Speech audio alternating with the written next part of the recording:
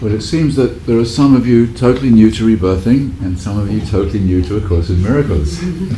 So now I know where to start at the beginning. I've noticed that, particularly in Course in Miracles study groups, it becomes very intellectual. And it ends up with groups of people needing to be right about what the Course in Miracles means. And not much healing really goes on. I came to all of this kind of the other way around. I came through the feelings with the breath work, and then I learned about A Course in Miracles, and I personally have found that very helpful. Yes, breath work is magic. Let's be very clear about it. It is magic, and it seems to be directed at the body, since we're breathing through our lungs. There's something very interesting about the breath. If you look up in the English dictionary the word inspire, which, if you look at the breakdown, the word in spirit, or spirit in, it says to breathe in.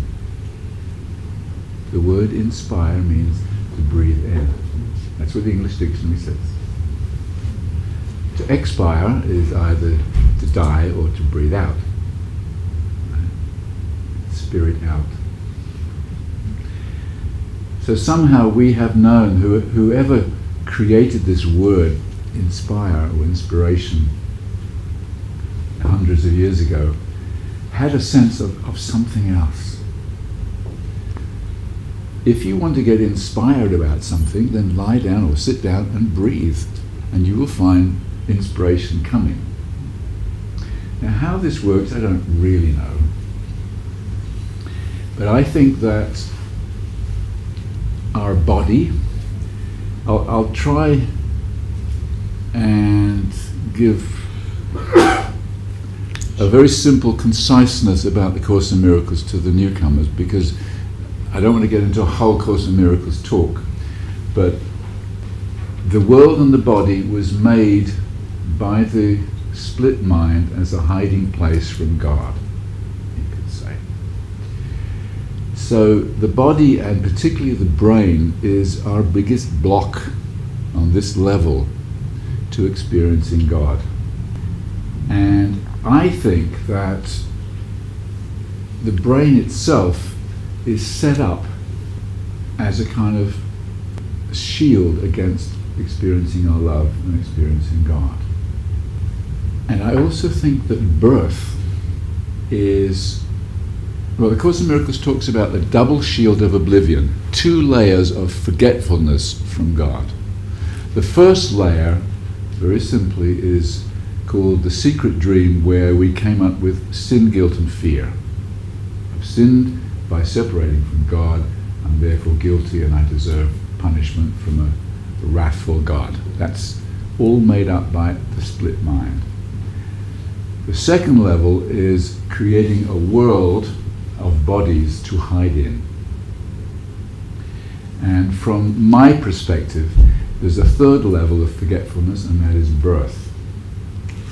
When we're born, and this is very important from the rebirthing point of view, when we're born, the brain is not fully formed. The old reptilian brain is fully formed, but the emotional and cognitive brain is barely formed at all. It takes like 21 years before your cognitive brain is fully developed. But at birth, it's only the fight or flight mechanism in the body that's active. This is why no one remembers their birth. I've never met anyone who has a visual picture of their birth. They do have, however, a memory in every cell of your body of birth. And I think that this birth experience and forgetting it because we don't remember it is our third level of forgetfulness. And we go around with birth trauma stuck in our system and having experiences like we have this sense of angst in our body and we have no idea where it came from because we've forgotten. And I think it's a deliberate setup by the ego script to have these layers of forgetfulness, so we never get back to undoing the original mistake, which is to choose separation from God. So we end up our whole lives looping in this angst or in all the problems that we have in our world. Now, the beautiful thing about rebirthing is that when you oxygenate the brain by breathing more than you need, you oxygenate the whole brain. You oxygenate the reptilian brain, which is the part of the brain that laid down birth trauma in the first place. And this is why rebirthing can help to release birth trauma, because it oxygenates the whole brain. You cannot talk your way into birth trauma. You cannot even... Birth trauma is not an emotional experience. You will not have emotions coming up when you release birth. You will have a fight or flight experience. That's what birth is. Birth itself is a very dramatic, powerful experience. Again, this is all set up by the ego mind, the ego script. That we're born extremely vulnerable. We're born with all our needs fully in place and extremely helpless to fulfill our own needs. We need a mother and a father to fulfill our needs because we cannot meet them ourselves. So if those needs are not met, which most of us, our needs were not met, we start to make decisions about who we think we are in a body. And these decisions and these experiences run our lives. So the impact of birth and the decisions you make around birth run the rest of your life. If you tell me how you were born, I could probably tell you what your major life patterns are. That's how powerful birth is. But we've forgotten it. And it's all deliberate setup by the ego script to keep it all hidden. And we go around wondering why the hell we're so tense, or whatever, and why we have these strange feelings coming up in our body from time to time. So the breath is very helpful to start to activate these old memories. Why it happens physiologically, I really don't know. But for some reason, when you oxygenate the brain, these memories start to come away. And the reverse happens is when you get in touch with these memories, like I did in the cinema 30 years ago, the body is calling for an enormous amount of oxygen so that the release can go through to completion. So also around birth, you could say where our individuality gets stamped into place. Course in Miracles says that we come in as newborn babies with this sin, guilt and fear already in place. Babies are not clean. They don't come in without guilt in their mind somewhere. So when our parents don't treat us the way we need, we get angry, we get upset, we shut down, we feel sad, we feel hopeless, we feel not wanted, we feel excluded, and on and on. And these specific patterns get set in our awareness according to how we are received, according to how our parents treat us. And again, it's deliberate. I think birth trauma is deliberate. I think we choose our parents. I think we choose how we are going to be born. So there is no one to blame. From A Course in Miracles perspective, it's just simply another classroom so that we can awaken from.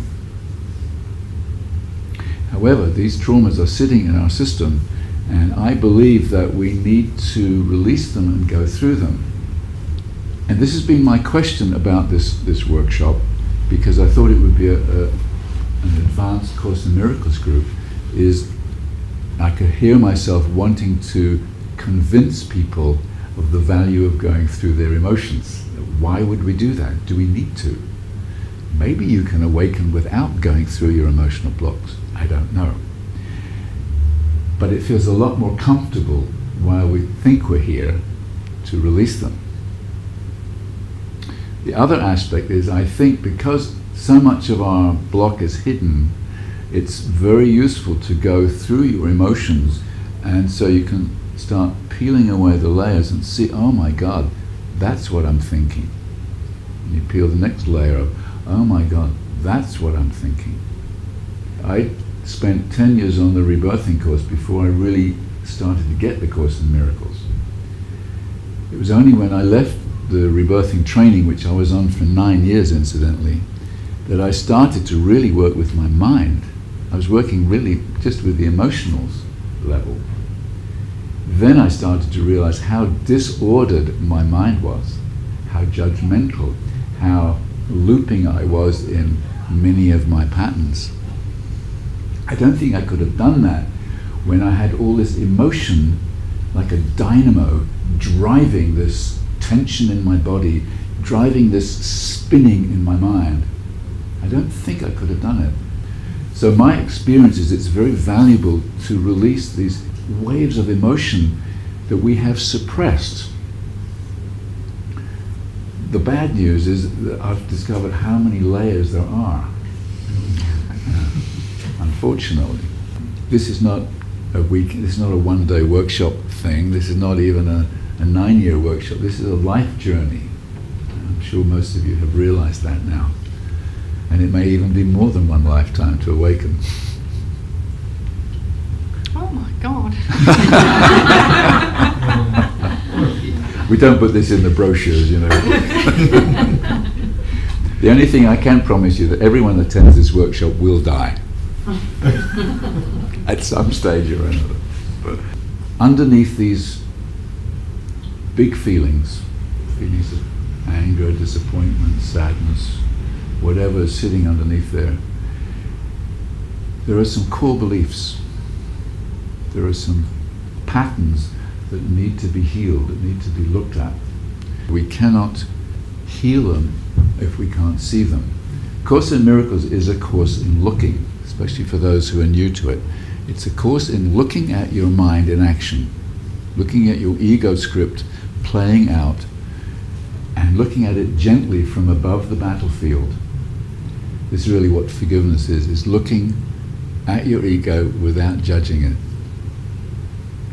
and asking to see it differently, being willing to see it differently. This is what forgiveness, true forgiveness really is. It's very simple, but it's very hard to do because part of us doesn't want to awaken. In case you're not aware of this, those that are new to the course, everything that we are doing here is a deliberate distraction from awakening. Everything. The part of the mind that is choosing separation and keeping us looping here doesn't want us to awaken because we like separation. Why? God knows. Actually, God doesn't know, but God's the only one that doesn't know. Why do we choose separation? It's insane, but we like it, and we will fight for it. And if you notice in your life how many times you fight for your sense of individuality, your sense of small self. Who was it? I think it was you, Sharon, talking about trying to discover who I am and how self-development is having a stronger sense of self. What A Course in Miracles is actually about letting go of the self entirely, the small self, and remembering the true self.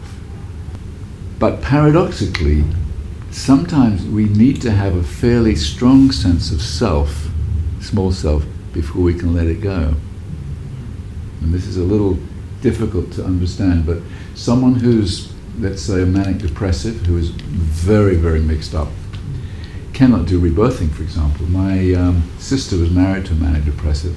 He came for a rebirthing session one day, he took one breath, he said, I can't do this, and he stopped. Because somehow he knew there was so much fear underneath that he simply wasn't ready to look at it.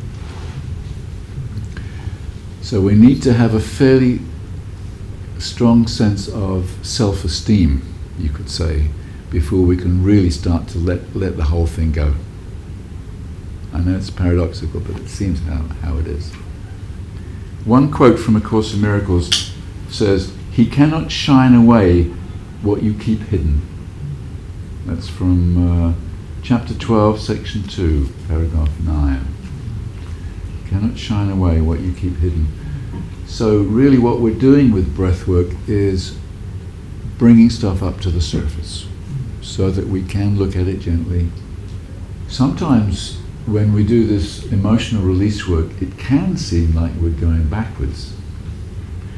Because if we've kept stuff heavily suppressed for a lifetime, and many of us have, like I couldn't even get angry until I had been rebirthing for a couple of years. I didn't even know what the emotion of irritation felt like.